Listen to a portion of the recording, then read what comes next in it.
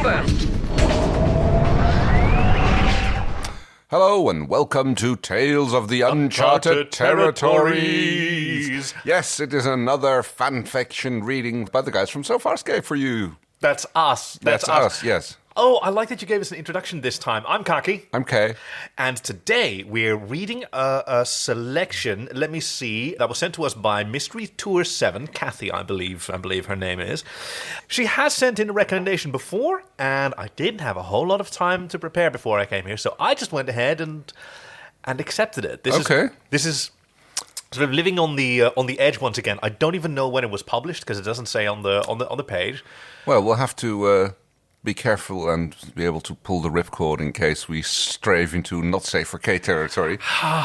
You know what? I think that maybe there's a sort of malevolent little part of me that really wants to get there and to pull that air horn. Because I've said air horn so many times and I've never had to pull it. So yes, the story is by Uno Who, I suppose? I think it's You Know Who. Oh, that makes more sense, yes. It's on farscapeworld.com and it's titled... About Talon in Love. It's titled Talon in Love, but the heading there is About Talon in Love. Oh, right. Sorry, my bad. So, disclaimer, they're not mine, don't owe them, blah, blah, blah. Standard, this seems to be a bit of a standard I know. disclaimer that we see above a lot of these fanfics. I guess they all come from the same era when that was the thing that you did. Yes. To, I don't know. I mean, does it have legal standing, a disclaimer like that? Probably not, but at least it shows good faith, I would guess. Yeah. And it's an opportunity for the author to be a little cheeky, which I've always enjoyed. So, forward, I don't know how Leviathans mature, so I figure my guess is as good as any until TPTB provides their IDs. TPTB? The powers that be. Oh, that makes sense, yes. It takes place after fracture... Sorry, I didn't have anything... Fuck, no, we're not doing this one. Put it away. I'm so sorry. Okay. I mean, it's literally the first line. It's like literally... Prepare to Starburst! Hello and welcome to Tales of the Uncharted Territories. Really well done, Kay. I don't think anyone noticed. Yes, hello. This is the proper start of this week's episode where we're discussing... Hello, I'm Kaki. I'm Kay. We're from So Farscape. We're reading a different story. We're reading not the other one that you're not allowed to read just yet. We're going to read DRD's Day Off by Josephine Stravinski. Ooh, a LiveJournal user. That's a long time since I've seen that. What? LiveJournal. I mean, it's not... We were literally on there I when know. we were the ficlet. I know. Okay. Oh, well, yeah, I suppose you're right. Remember? You know, you're right. But still, it's like it's one of those things that occasionally pops up and you go like, oh yeah, that was a thing back then. I guess because I've been getting these recommendations about fanfics, and I've even let some people know that we've read theirs. So I've dipped my toe back in. What was their response to that? Oh, they were delighted. At least the ones that I asked. I don't know if that's the universally accepted response. Well, I mean, I can imagine that it would be really cool if, like, hey, remember this story that you wrote 15 years ago? 15, God, yeah. We read it, we did a little interpretive reading of it. And on our stupid podcast, yes. And I'd be delighted. A few hundred people got to hear it. Yeah. So next up, it's Josephine Stravinski for DRD's Day Off. The summary is there is something strange going on with the DRDs and nobody knows quite what. All right, here we go. Pilot! John shouted, his head stuck underneath the Farscape module. What the frell is up with these DRDs? Nothing is wrong with the DRDs, Commander. They're all functioning normally. Normally? So how come this one... John poked at the DRD with his foot. It made a few chirping noises and blinked as if offended. Aw. It's the third one today to come in, and hell, I don't even know what they're doing. Whatever it is, could you make them stop? I don't think I understand your problem, Commander. I've sent several DRDs into the maintenance bay today for various purposes. Perhaps it is those you are seeing. John could hear the patient's wearing thin in Pilot's voice as he tried to explain yet another perfectly simple concept to the increasingly odd human. Sure, Pilot, if you say so. To himself he muttered. Just an idiot newcomer making a fuss again. Nothing to see here, folks. Move along now. Ooh, I wonder if this is pre-Chiana. The DRD by his foot looked up at him, eye stalks cocked to one side. It turned 3 times in an anti-clockwise direction, then weaved its way toward the exit like a race car warming its tires. Yeah, perfectly normal. John was the last to arrive at the meal table. Hey, y'all notice the DRDs? Aaron peered at him. Yes, John. They're about this big, yellow, and have stalks out the top of their heads with little flashing eyes. She exchanged glances with the others and continued eating. Wow, they're like school bullies. Yeah. Really bad school bullies. Great, thanks, Aaron. I've been meaning to ask what those were. He turned to the others. Has anyone else noticed anything strange happening? What? You mean besides you asking if we've seen DRDs? Gianna asked. Ah, there she is. The others smiled into their food. Ugh. Yeah. Have you ever smiled into your food? Maybe a very nice soup once. I mean, I've smiled into my drink, but then I wound up Yes. sounding like Jewel. Oh, she makes it look so easy. And now I've got Calvados in my nose. Okay. Rigel looked up from his 3 plates of lunch. Brighton, stop talking nonsense and eat. All this thinking is distracting me from my food. Well then, Sparky, how about you eat and I'll do the thinking? Oh, sounds good to me, Rigel replied. John ignored him and addressed the others once more, helping himself to a mouthful of the unidentifiable dish. What I mean is... Crichton, either eat or talk. Erin put her own fork down as she spoke. It's all we can do to understand you when we can hear what you're saying. Swallowing quickly, John continued, What I mean is this. Have the DRDs seemed all odd to you? He looked around the table. Chan and Erin exchanged glances, confusion on their faces. Dargo refused to meet his gaze. Okay, John said. Fine, everything's working fine. But I tell you, wait until they stage a coup, then you'll all wish you'd listened to me. A coup? Erin laughed. You surely must be joking, John. John looked at her, swallowing his mouth full of food before replying. Actually, Erin, that time I was. She returned his smile with a sarcastic smirk. Erin rolled her eyes as Chana snickered and kept eating. Okay. Let's take some bets. Are they going to do the laser tag sort of thing that we've been joking about this whole time? Is it going to be an actual, like, poker night organized by Pilot on the sly? I think they just like to play dice or something like that. Right, it's going to be something like... It's been so long since we theorized about these miscreant DRDs. I wonder if we're not the only ones who noticed. It seems to be the case. Let's see where this goes. Dargo was headed to his quarters when he passed Erin. Glancing a quick hello at each other, they paused as a DRD passed by. Have you any idea what John was talking about earlier? No, none, Erin replied. Me neither. I suggest we just ignore him. He's probably imagining whatever he thinks he saw. Agreed, Dargo nodded. Just then, the passing DRD stopped, reversed a short way, turned around once, and continued on its way. Erin and Dargo looked at one another, then back to the retreating DRD. I think they're just like practicing their mating dance or something like that. Oh! Or any kind of dance. Yeah? Oh. Did you just say... Dargo began, then stopped. They shook their heads together. No, couldn't have been. Pilot? Chana's voice was muffled as she peered under the bed, backside in the air, hands hanging loosely by her sides. Pilot, why are there 2 DRDs holding a conversation in my bed? Pilot looked up from his console, puzzled at Gianna's question. I don't believe they are, Gianna. Well, I suggest you rethink your beliefs, Pilot, because I can clearly see 2. Ow! She cried, grabbing her foot. Pilot sighed. What is it now, Gianna? One of your DRDs just charged me, Pilot. Chana glared at the culprit as it attacked her other foot. And I don't like that. So you just tell them they are not welcome in my quarters, and I don't want to see them any more of them today. She paused, unnerved, as the second DRD waved its eye stalks. Its flashing lights seemed to Gianna to be laughing at her. Did you get all that, Pilot? Did you? Whatever you think they did to you, Chana, I'm sure they would not have done so without reason. Perhaps if you stop teasing them, they'll leave you alone in the future. Teasing? Pilot? Get off me, you stupid piece of dren! Her last comment was directed at the first DRD, which looked up at her and backed away.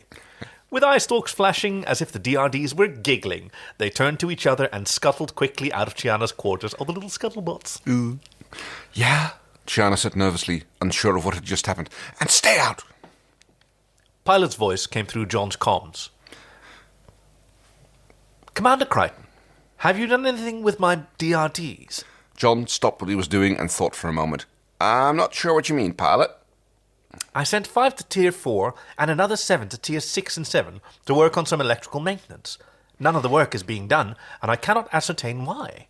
Have you located the DRDs? I have, Commander. They appear to be a short way down the corridor from you. That's why I asked you. Well, I haven't done anything with them. You want me to go check it out?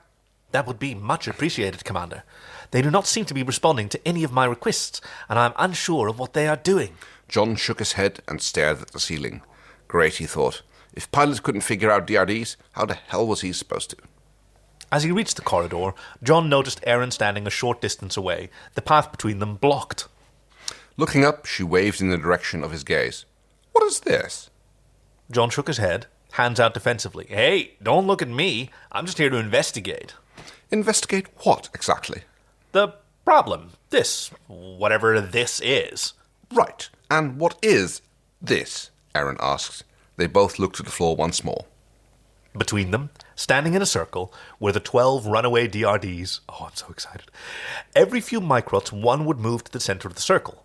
Another would then move around the outside, taking the place of the first, and the first would move to the place left by the second. All would sit still for a few microts more before the process was repeated. It is a little mating dance. Yes, either they're dancing the Kale or they're playing that game. What's it called in English? Zakdoekje in Dutch. Oh, I'm not familiar with that one. That may indeed be a uniquely Dutch. It's where the kids sit in a circle and one of them runs around and they drop a hanky behind one of the kids and then they have to chase them around the circle. Yeah, I don't know any equivalent, but I didn't grow up in an Anglophone nation, so who knows? Fair point. It's not much of a mating dance when only one of them is in the circle at any given time. Fair point. Though. So they're properly dancing the Kale. What exactly are they doing? Erin asked. Almost looks like Duck, Duck, Goose. There he goes. There you go. Duck, Duck, Goose. Yes, John chuckled. Erin looked confused. It's a kid's game. You sit in a circle, one kid runs to the... DRDs don't play games, Erin retorted. Especially not when they're meant to be working. Well, you tell me then, what are they doing? Erin shrugged, walking around the moving circle. She paused beside John. I don't know, but you better find out. Pilot wants them back. Great. John complained, alone with 12 DRDs who weren't where they were supposed to be. Before he could contemplate his next move, his comms fired to life. Commander Crichton, get up here at once. Coming, pilot. Why was it, he wondered, that whenever anything unexplainably weird happened around here, everyone assumed he must be to blame? Entering Pilot's chamber, John asked what the problem was. This, Pilot growled, activating a viewer. It showed a section of Moya seemingly glowing pink. What's that? John asked. I was hoping you could tell me. Is this some kind of joke, Commander? Joke? I'm sorry, Pilot. I'm a little lost here. What is it I'm supposed to have done? Pilot sighed. 2 hours ago, I sent 3 DRDs down to fix the lighting in this section of Moya. For some reason that I cannot fathom, they have decided to make Moya glow pink. As he spoke, the viewer showed Zan entering the affected area. The walls began pulsating with light, flashing green and blue and red intermittently. And to make her flash when there is movement in the area. Disco party. He finished warily. That's awesome! Disco lads. Nice job, John muttered. He watched as Zan touched the walls curiously, listening intently to Moya's sounds before moving on, a puzzled expression on her face. Pilot, they're your DRDs, okay?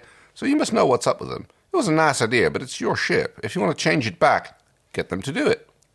Moya is not my ship, Commander. And we would appreciate it if she weren't used as your little pet project. Unwilling to get into an argument about who instructed DRDs to install disco lighting in Moya, John started to leave. Fine. Fix the lights and forget about it. Move on. Fun's over. See you around, big guy. Crichton, Pilot sighed, then stopped, deciding further discussion would prove fruitless.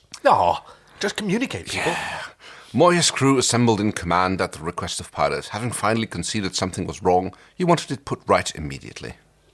It's almost as though the DRDs are on drugs. Pilot's voice echoed around the chamber, his face in the clamshell viewer looking towards Chihana as he spoke the last words. It's fair. Fair, yeah. Chihana shook her head and raised her hands. Whoa, Pilot, wait a mackerel. Don't look at me. I didn't give them anything, I swear. Frel, I wouldn't know what to give him. She smiled at the others, who were all too tired to enjoy her joke. She totally would know what. Like, what do you give a robot? Ooh, I don't know. A fluctuating frequency in the voltage? Oh yeah, that'll put some get up and go in there in the little chassis. Oh, here comes the question: what exactly does one give DRDs that does this to them? Dargo inquired of Pilot. Unfortunately, I have so far been unable to detect any malfunction in that fact or any reason for their behavior. I was hoping one of you would have some information that might be of assistance. Pilot, are you sure you've checked everything? Aaron decided to take charge, annoyed that one of the few days aboard Moya when something wasn't trying to kill them had been interrupted by intoxicated drones. Speaking of interruptions, yes, Your Majesty, food will be forthcoming on the usual schedule. Yes, no negotiations. It's more than an hour away, Cat. Please be quiet. Yes, Officer Sun, unless you can suggest something I may not have thought of. I don't know, Pilot. All I know is DRDs cannot possibly be drunk or drugged or whatever Chiana thinks they are. Chiana rose to a defensive position. Hey, that was him that said that, not me. I never said that. Whatever. Aaron dismissed her protest. Wow, if only it was that easy. Yeah. Pilot, you're sure everything you're reading from the DRDs is coming back normal? Everything? Pilot sighed, noting he'd been doing quite a bit of that recently. He wanted to ask her why she didn't connect herself to Moya if she thought she knows so frelling much about it. Wow. Gee. Before he could respond, John stepped between Aaron and the viewer. Aaron, Pilot knows how to do his job, okay? He's a pilot. He knows DRDs. If he says they're reading normal, then they are. They can't be reading normal, Crichton. You've seen them. They're hardly acting normal, Aaron replied defiantly. As she spoke, 3 DRDs entered command side by side and stopped. The outside 2 moved in a semicircle around the middle one. The middle DRD flicked his eye stalks one at a time, then took off, weaving between Gianna and Dargo, who exchanged perturbed glances as it stopped to hide itself behind a table. The remaining 2 turned on the spot, moved around on each side of Moya's crew to where the first one sat, then the 3 left, again side by side.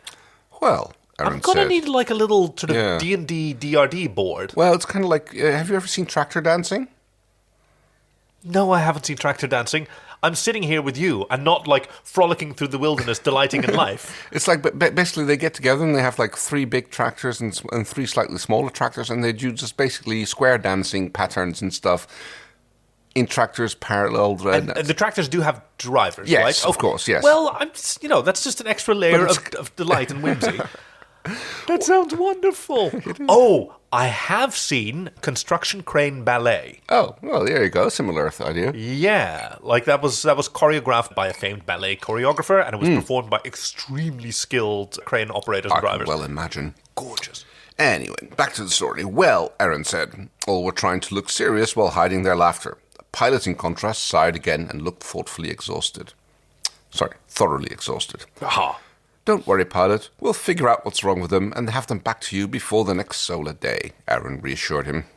Thank you, Officer Sun, Pilot replied warily before closing the connection. Don't make promises you can't know you can keep. In the middle of the corridor sat a DRD, its eye stalks flicking first one way, then the other. Very suspicious. At one end, Aaron stalked slowly towards it. At the other, John was doing likewise. With an almost imperceptible signal, they both dived towards the DRD, which scuttled quickly out of the way. Landing on the empty floor, faces almost touching, Aaron and John looked at each other and groaned. I'm gonna ache all over if they keep this up, John complained as he pulled himself to his feet. Well, we wouldn't have to keep going after them if you didn't keep getting in my way, would we? Oh, God. Before John could fire back a reply, Chiana's voice came over their comms. Hey, was someone looking for a DRD? Where are you, Chi? Tier 3. Want to come see my prize? John and Aaron exchanged glances. I was at a distinct disadvantage, Aaron defended, as they headed in the direction of Chiana. Hey, Aaron, check this out. John was studying the DRD Chiana had caught, now perched on the table in front of him. What is it? Some kind of chip. Chip? What do you mean, chip? I mean this, he replied, holding up a small chip he had removed from the DRD's surface. Where did you get that? I'm the DRD. On the DRD? Aaron asked dubiously. Yeah. Is there an echo in here? Yeah, I want to check this thing out, see if it has anything to do with the strange behavior. Aaron watched, puzzled as John left suddenly with the chip in hand and the DRD attempting to motor its way out from under his arm, tools flailing in protest. Well, did you find anything? Aaron asked, entering the maintenance bay where John was working. Uh-huh. The chip was sending signals to the DRD, telling it to do all that stuff. Aaron was unconvinced. If that was the case, Pilot would have picked it up from his readings.